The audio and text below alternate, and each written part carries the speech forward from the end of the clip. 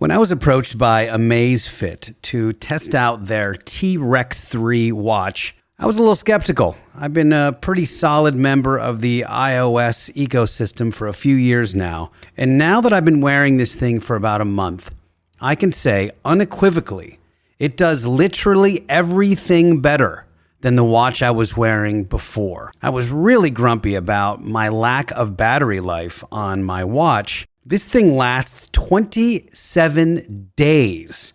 Did you hear what I just said right there? This watch will last 27 days. It connects to iOS. It connects to Android. It has 25 strength training movements and 8 sports movements. It'll track your pickleball games. It'll track your calories as you are wearing it. It's got so many health-related functions, I can't even go into it on this particular ad.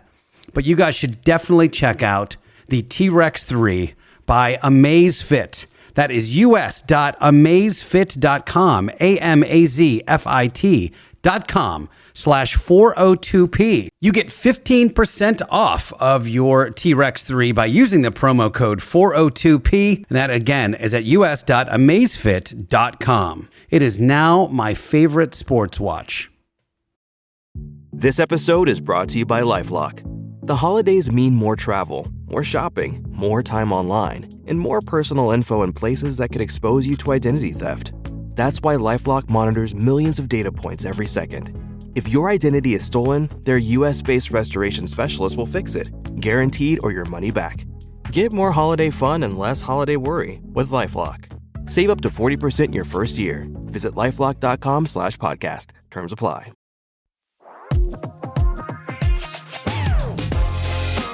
Welcome to 4.0 to Pro, the pickleball podcast that focuses on a single shot, tip, or strategy to improve your pickleball game with every single pocket-sized episode. Our goal is to make you better on the court every time you hear our voices. Ladies and gentlemen, welcome to another episode of 4.0 to Pro, your pocket-sized pickleball podcast, where we teach you a single shot or strategy every single episode. I'm Michael O'Neill here in sunny Long Beach, California, joined by Mircea Marariu, senior pro gold medalist this year at Nationals there in Boca Raton, Florida. Hello, sir. Cheers, my friend. How are you doing today? Good, man. How do you like that little plug? A little how's your mother there for your intro? Very nice. Very nice.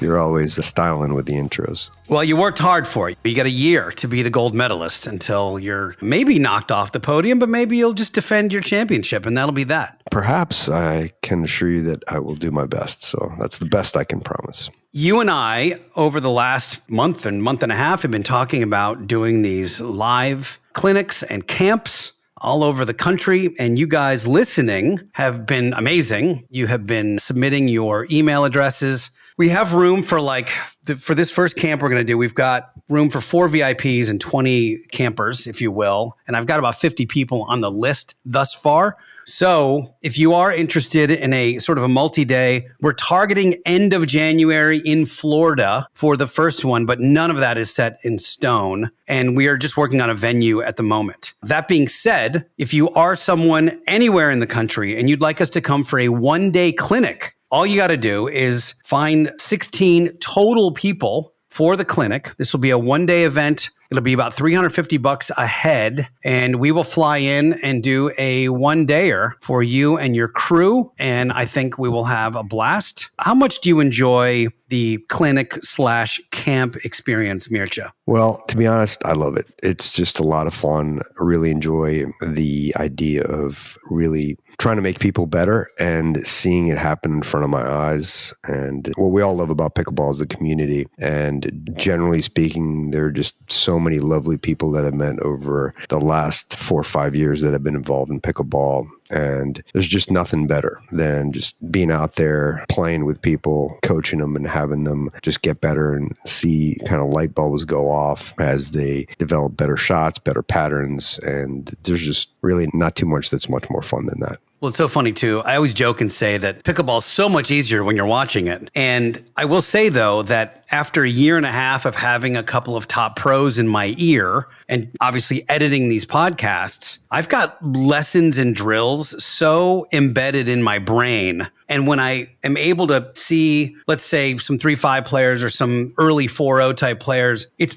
pretty easy for me to identify what's going on with their game and go, oh, if they just did X, Y, and Z, their experience on the court would be way different. And I think that is really cool. Yep, it came up during some rec games today. We were struggling a little bit at the beginning of a game, and I just kind of pointed out that, hey, we're kind of hitting to this one guy's best shot. Why don't we try hitting it somewhere else and turn around the game? So they don't always have to be giant adjustments, and I don't want people to think that this is super complicated and they have to completely overthink it. Sometimes it's just as simple as just figuring out what the other team loves to do or wants to do and just not giving them that. There's just a lot to learn, and it's just fun to be part of the chess game, you know? I do. And you talked about a story last week where you ended up on a court with someone who was a podcast listener. And there's something about that. If somebody listens to this show, they sort of know the tenets of what we talk about and have some idea of positioning on court and what shot that we might be expecting, et cetera, et cetera. So I had this idea that I'm actually just deploying to you for the first time. I would like to set up, and I will at some point, but if you are a WordPress programmer who knows how to do something like this, I would like to set up a database of people that listen to this show, somewhere where they could go and register on the website, and they just put their name, their email address, and their location in so that they can then coordinate with other listeners of the show. Because when you're on court with someone who listens to the show, you know what sort of training background that other person already has. So you may be more comfortable communicating and talking about what wing do you want to take your thirds from? And it sort of eliminates some of the complete blind date situation of a rec game that you might normally get. Exactly. So we have a Q&A show for you guys today. This is a funny one and almost counterintuitive, Mircea. My wife gets targeted hard in open play, even though she's almost always the best player on the court. This really brings her down and leads to have poor confidence. What are some of the things I can say to pick her up? Saying, don't worry, they have a small penis is getting old. First of all, that's amazing. If I was on court with the best player on the court, I would want the ball to go to them. I'm not sure why that would be getting someone down. That's the part I'm a little confused about with this particular question. Like, why wouldn't you be excited about getting the opportunity to hit it if you're the best player on the court? I think I'm going to interpret this a little bit because the way it's worded to me, he's saying that she gets targeted hard, and I'm assuming that the ball is hit very hard at her. So maybe she is the best player, but is uncomfortable with the ball being sped up at her body or... Okay, well, let me interrupt you on this then. You've played with any number of top female pros. When you're on court with Georgia Johnson, do you take 30% off because she's a girl? I would ask Georgia to take 30% off of her game, to be honest with you, because she is she's point. A beast out there. So that's my point. The ladies have definitely picked up their game in terms of skill all around, how hard they hit the ball, their dinks, their resets, their hands, and it's really, really fun to play with out there. But in terms of your partner being targeted, so let's approach this two ways. So let's assume that they're getting attacked quite frequently. So one thing that you might tell them to do is maybe step back a few feet from the kitchen and say, that way you'll have a little bit more room to react. And if you get a dink, you can still react to the dink. But I would definitely say once your partner hits a dink or good dink that's unattackable, to have them move back up towards the line. Yeah. And another thing you can talk about is where you're hitting the ball. If someone is being attacked repeatedly, how are they being attacked? Are they being attacked by someone's forehand? And we go back to giving your opponents what they want. If you're hitting the ball in the middle of the court, a big fluffy dink, and the guy on the other side has a huge forehand and is whacking your partner over and over, guess what? Let's not hit a fluffy dink to that guy's forehand. I think that if they drilled harder, that it would solve a lot of this. Like actually allocate some time to drill, and he's ripping drives at her and let her get used to what that feels like. And just like you just said, I played with someone last Friday that I wish I had her game. It was glorious. And after about 3 hits, I was like, oh, I don't need to change anything about how I hit to this particular person. She's way better than me. So I could rip it. And I will say that like for most of the female pros I've ever talked to, they're like, bring it on. Like they want you to give them the heat because they know they're going to get it in a tournament. They know it's coming. My point is maybe just drill harder. Maybe drill things that she's currently struggling with, and maybe she gets used to that heat and can start countering it and really shining. Absolutely. And that's an excellent point. Another way you can do that is in the warm-up. Often my female mixed partners ask, hey, can you drive some at me so I can get used to the pace? So I would just hit them a bunch of drives and target their bodies, and so they could get used to that a little bit.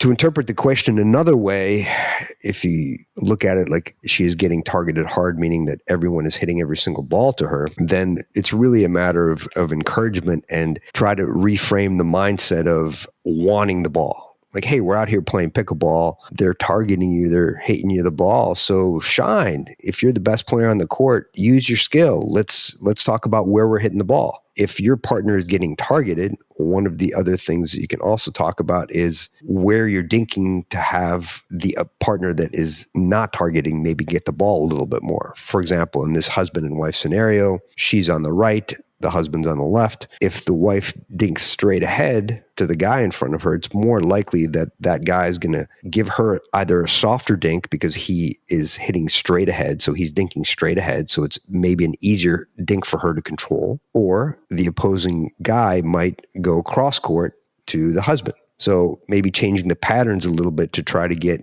your partner more involved. Thanya Armenio says the difference between flicks and rolls, when to use it, and why some people don't flick in the pro scene. Dude, I just saw a video on Mari Homburg. I don't know if you've ever been on the court with her before. Oh, yeah. Man, does she have that flick is something else that she's got. It's so cool. It is really cool. I'm going to say that just as the layperson, if you will, I see a roll being used when there's a baseline drop happening and you're already at the kitchen line and you roll the ball back to them. And I see a flick happening when you're all four at the kitchen and you've got a ball that you could potentially attack. And that's when you might want to really speed it up and flick it. That's just sort of surface level. Yeah, a flick is generally more aggressive shot. And it could be a more aggressive roll. So you can look at rolls like just trying to brush the ball. So try to get the ball to get over the net and basically spin down. So get a little bit of arc on the ball and have the ball come down and you generate some spin to keep the ball a little bit more aggressive.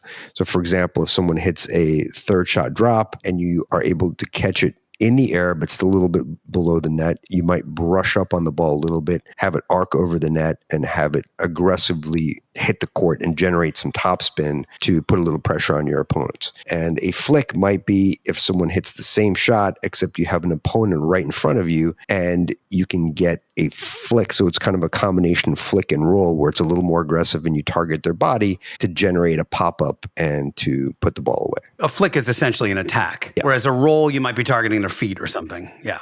Yep. Hey guys, love the pod. This is an interesting one as well. This is from Benny. Hey guys, love the pod. I built a 7-Eleven court in my basement. Think skinny single, but one side is only to the kitchen line. That's cool. I'd like to have one of those.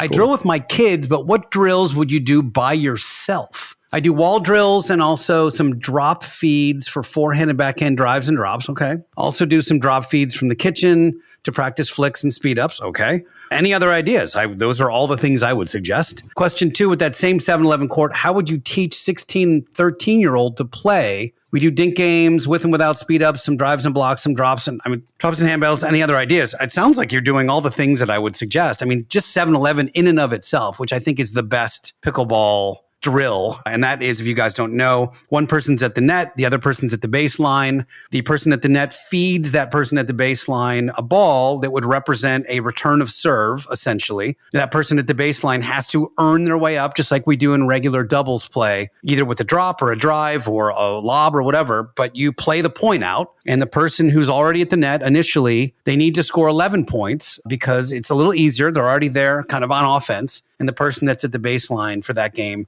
has to score 7 points. And once you win, you flip and do it again. To me, it's other than literally drilling like the same shot, it's the most valuable training you can do in pickleball because it's most representative of what you do every single point. Yep. And I like to do that drill, the 7-Eleven, in every aspect of the court. So one is you do it straight ahead on one side, then you do a cross court on one side, then cross court on the other side. And I even like to do it straight ahead on both sides.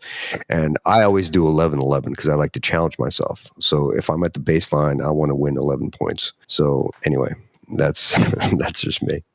Well, our little twist on that is if you miss the first shot and you're at the baseline, so you're missing your third, whatever that third would be, a drive or a drop. If you don't want the other person to score the point, you've got to do 10 push-ups. There you go. So you can punish yourself by getting stronger in your torso if you like. Oh, push-ups are not punishment; they're rewards. It's weightlifting. Come on, bro. Can we use the Yola 3S paddle? It seems like cheating. This is not the mod. This is a different paddle.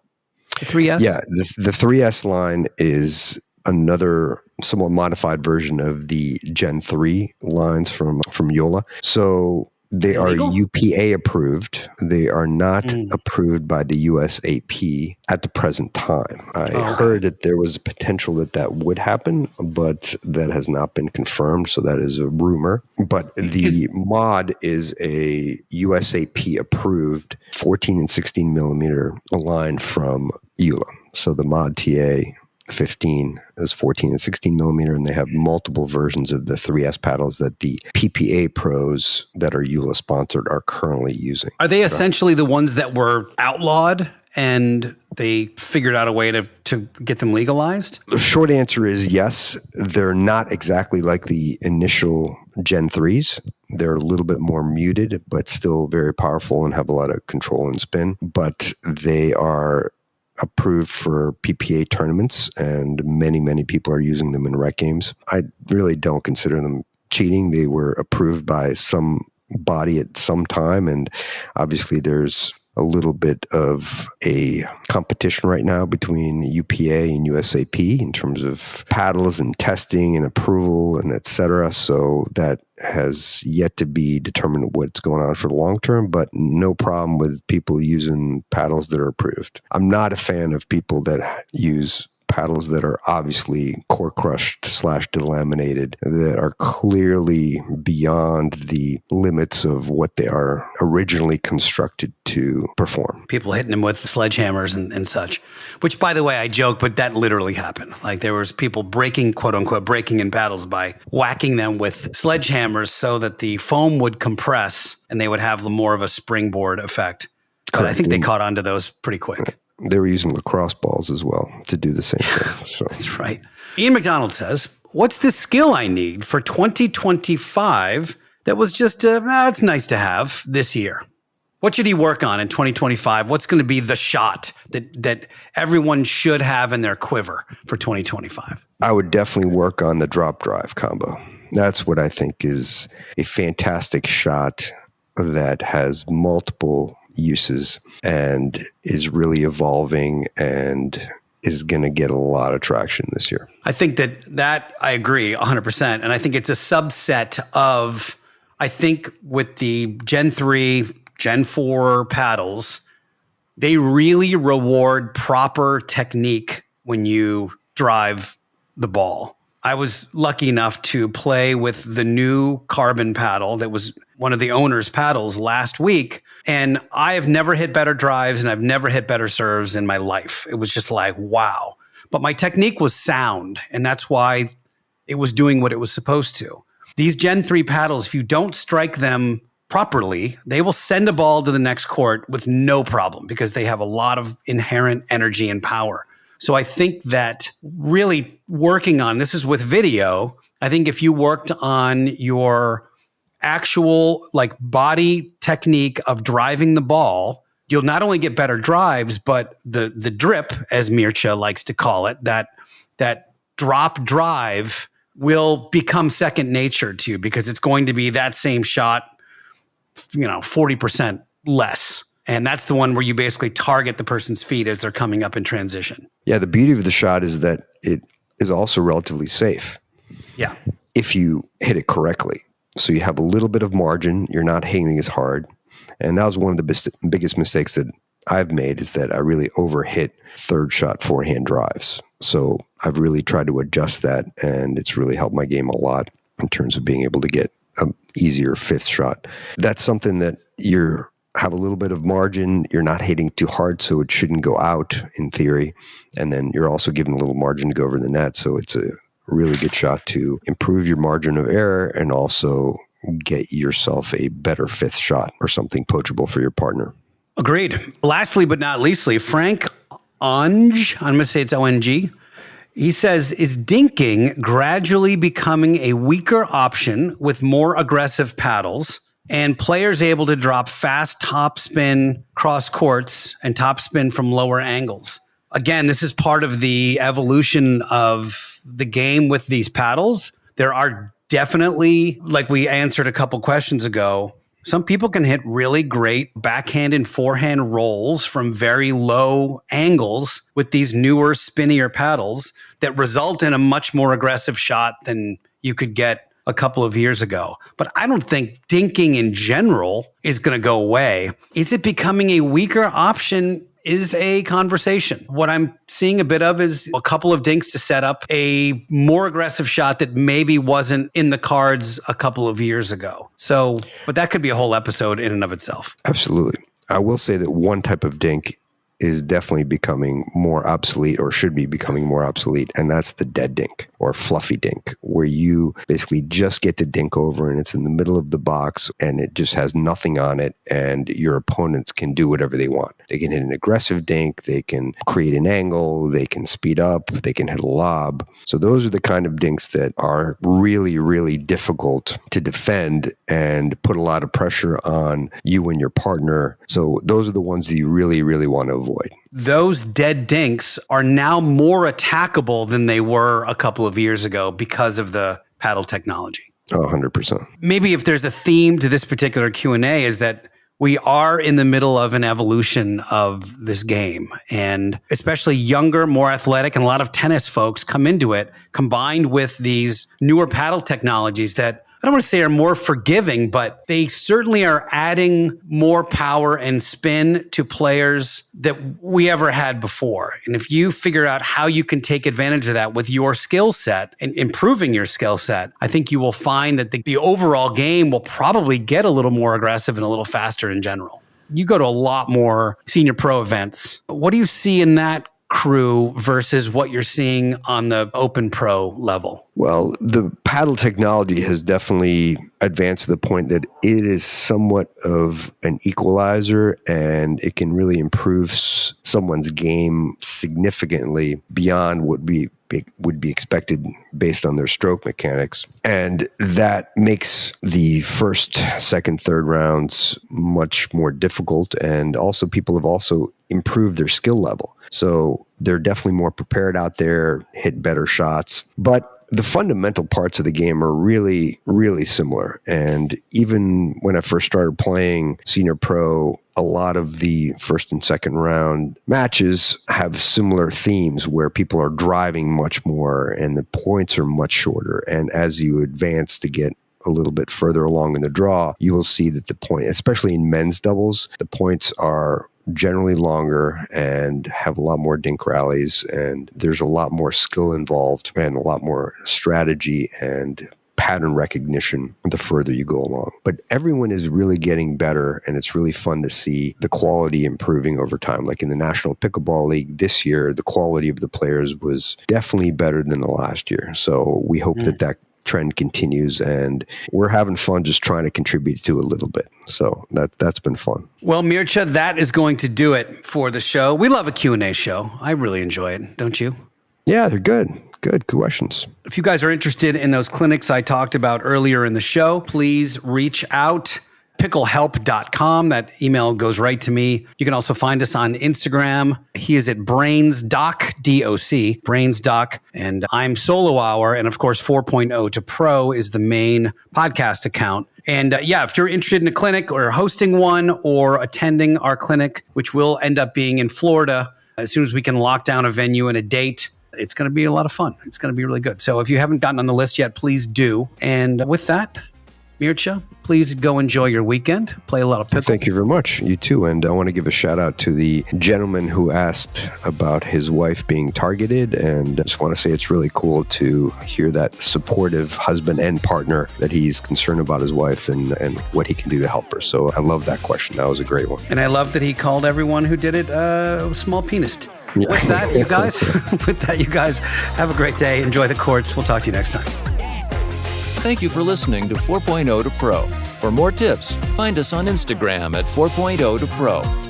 If you have a pickleball question, submit it at picklehelp.com. Now, get out there and dominate. But don't forget to have fun.